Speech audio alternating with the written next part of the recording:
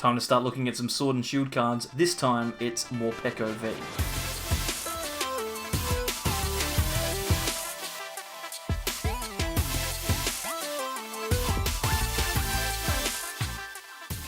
Welcome back everyone to more from the Sable Eyes. Like I mentioned, we are taking a look at Morpeko V today. We're finally starting our look at Sword and Shield. There are lots of cool decks that are coming out for the new format, and we're really excited to try them out for you on the channel to help you test if you don't have people to test with. Without further ado, let's just look straight at the list. So here's the actual list. Remember, these decks aren't guaranteed to be any good, it's just an idea of what the list might look like so that you can get started with your own testing. The first card that we're going to look at is the Morpeko. This is the card that the deck is kind of built around.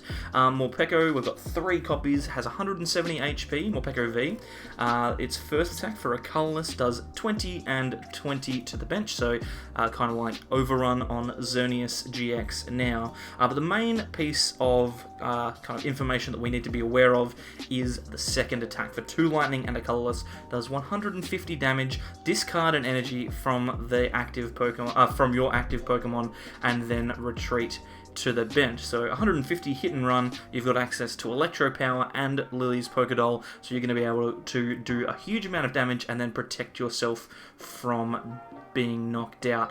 We also run Recycle Energy as well, so we can continually get those colorless energy back into our hand. It's a really cool card that has some cool applications. It's got 2 retreat though, which is a little high, but it's not a big problem because most of the time you're going to be retreating with the attack anyway.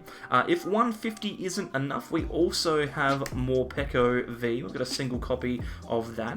Has 300 HP, which is very high. And its attack has the same attack cost as Morpeko V.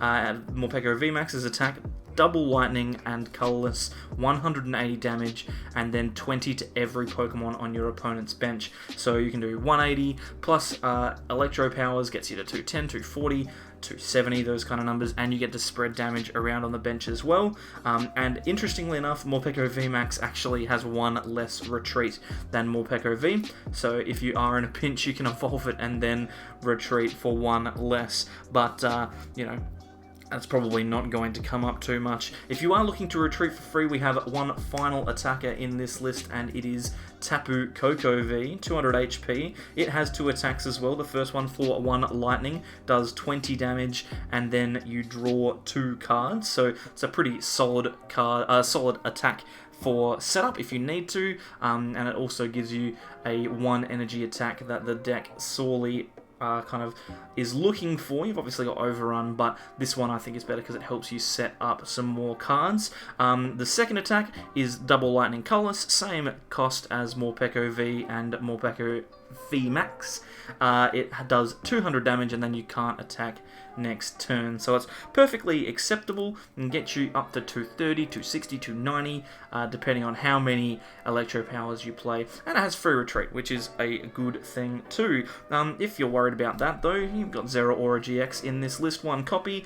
This card you've seen before, but it allows your Pokemon with electric energy attached to retreat for free. Thunderclap Zone is a good deal, means that you don't need to stress too much about retreat cost. Plasma Fists is a decent attack, but obviously you'd prefer to be attacking with Taboo Cocoa V if you can. And Full Voltage GX is actually a decent GX attack for the deck. We have access to 2, and this one is the only one that isn't on a Dedenne, so you know you might actually get to use it to put some energy back. Moving through into some more support Pokemon, we have 3 copies of Jirachi. Obviously, Stellarwish is very strong. We also have 1 copy of Tapu Koko Prism. Since we are playing lightning attackers that require multiple energy, we're going to need to power it up somehow. It's probably not a bad idea to play Tapu Koko. We've got other means of accelerating energy in this list, but this is obviously one of the best ones. We also play 1 copy of Mew in this deck. It's kind of an interesting spot to be in. Mew maybe isn't required, but we've teched it in because with the new Cramorant coming around, or Cramorant, however you want to pronounce it, that can snipe 160 really easily, we're going to find that our copies of Dedenne, which we have 2 of, are going to get sniped quite easily. We can also get sniped by Naganadel GX for 170 onto our Morpekos, which is a bit of a pain. We don't want to lose those, but more importantly, we want to force our opponent to Gust, because we're going to be trying to stall them in the active with Lily's Pokedolls. If we've got Lily's Pokedoll in the active and Mew on the bench, then they are going to need to attack whatever is in the active spot. They won't be able to sneak a knockout on something else. So it's a pretty solid card, but again, not sure that it necessarily needs to be in the list. Definitely something to play around with. So those are the Pokemon. We'll move on to supporters now. This is the area of the deck that I'm least confident in. It could very easily stay the same, but there are lots of changes that are possible. We've got 2 copies of the new Professor's Research, Professor Magnolia. Discard your hand and draw 7. If you've been playing the game for a while, then you're familiar with this. Professor Juniper and Sycamore have the same effect. One of the strongest, if not the strongest, draw supporter in the game. We also have 2 copies of the new Marnie, and this card kind of takes the place of the old N. It's not nearly as good as N, but it is super, super fun to play. Marnie's text is, we play the card, both of your opponents shuffle their hand, and then place that hand on the bottom of the deck. You draw 5, and your opponent draws 4. So it's like Judge, except you're guaranteed to not see any of the cards that are in your hand, and you get to draw an extra over your opponent. So it's a really, really cool card that I think is it's obviously going to see a lot of play, but I think it's going to create some really interesting situations where people are forced to put cards that they need to win the game on the bottom of the deck, and then they won't be able to just randomly draw into them again like you could off of Judge or N. We also have 3 copies of Volkner. Since we are playing Lightning Energy, Volkner is a good supporter to use. We can find a Lightning Energy and a Trainer card. It's good to search out things like Custom Catches, Lily's Pokedolls, Electro Powers, whatever it is that we need. But if we're in a position where our Pokemon have been knocked out last turn, we don't actually need to use Volkner.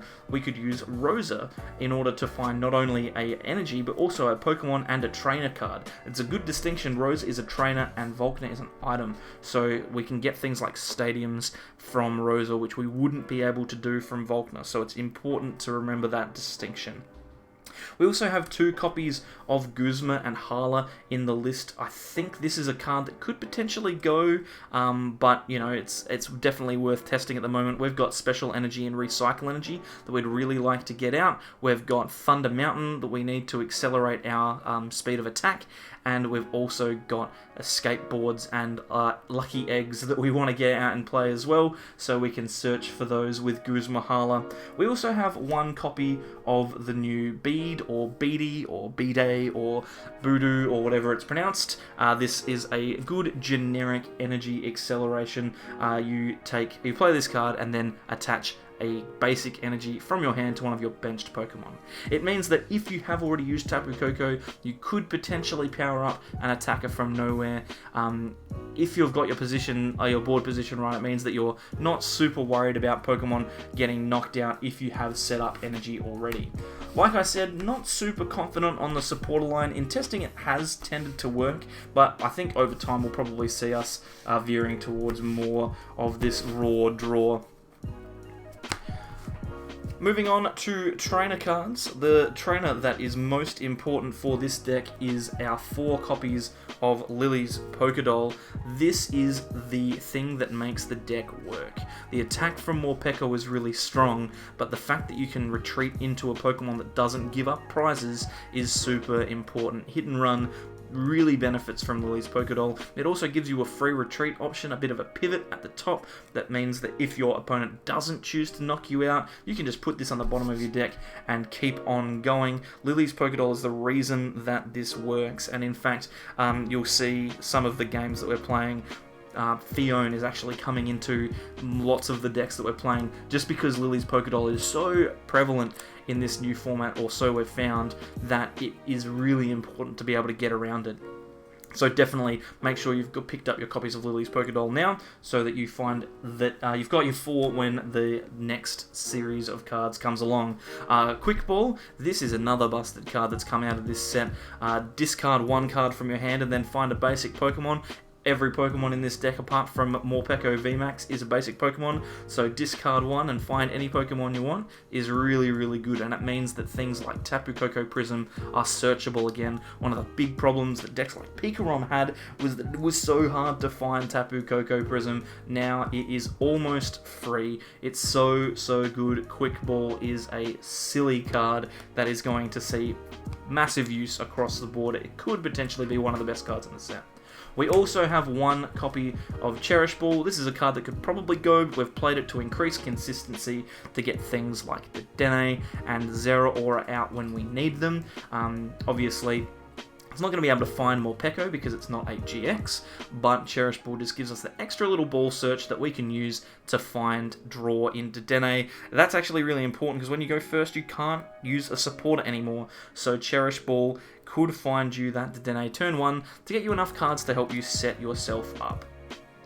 We have 4 copies of Electro Power. This is how we expand our damage from Morpeko. 150 is a half hit on most things, but with Electro Power we can get to knockouts. Things like Zacian V is a Pokemon that's going to see a lot of play. We can get to 220 relatively easily. Electro Powers can push us into some really high damage ranges, so a super strong card, and combined with things like Tapu Cocoa V, Electro Power can start taking some big knockouts. If you got 4, you're doing 320, which is knocking out pretty much every Pokemon in the format. There's obviously a few that are going to need to be dealt with a different way, but Electro Power is obviously a good card, definitely a 4 of, as is Custom Catcher. Since we're playing Rosa and Volkner, Custom Catcher is probably better than kind of a weird mix of Pokemon Catcher and Great Catcher, which we're going to start seeing in Japan in the most recent Champions League tournament. People have been going towards like a 1 Great Catcher, 3 Pokemon Catcher line for their Gust, but since we've got Search, we can guarantee it with Custom Catcher, and it also gives us that tiny little bit of extra consistency as well. We've got 1 copy of Reset Stamp in this list, probably a card that I'd like to see increased a little bit, but it's okay now that we've got Marnie as well. Reset Stamp's the only way to shuffle your opponent's hand down to a size lower than 4, but most of the time Marnie is going to be okay. We've got the new Rod, whose name I can't remember. It could just be Fishing Rod or something like that. This card is really strong in that you get to shuffle energy and Pokemon into the deck, up to 2 of each, which is super good. It means that our lower counts of things like Morpeko V and Morpeko V Max we can put back into the deck, as well as basic energy if we need to. Super cool card, definitely going to see some play. Although, to be fair, in testing so far, I haven't actually played it once, so it might be a cut as well. Moving on to our last few cards in the items lot, we've got 2 copies of the new Lucky Egg. This card's actually really cool, because what you can do is you can put it onto things like Morpeko in order to give yourself a benefit if your opponent does choose to Gust and knock out your Pokemon. Initially we started testing it, attaching these to Lily's Pokédoll, but it actually doesn't really do that much, in that your opponent just is even less incentivized to attack. So what you really want to do is you want to have a Lily's Pokédoll in the active with a Lucky Egg attached to your Pokemon that's going to be attacking, like Morpeko V, because then if they do manage to Gust you, you can start to draw some cards to get yourself back into the game. So this is a really strong card. I'm not sure how prolific it's going to be, but in this deck it seems to work really well, just because you force your opponent to make another decision. We've got 2 copies of a Skateboard. We've got Jirachi, so chucking this onto a Jirachi is really strong. Obviously, we have our free retreat from Zeraora GX, so it's not the end of the world, but 2 Skateboards is obviously strong.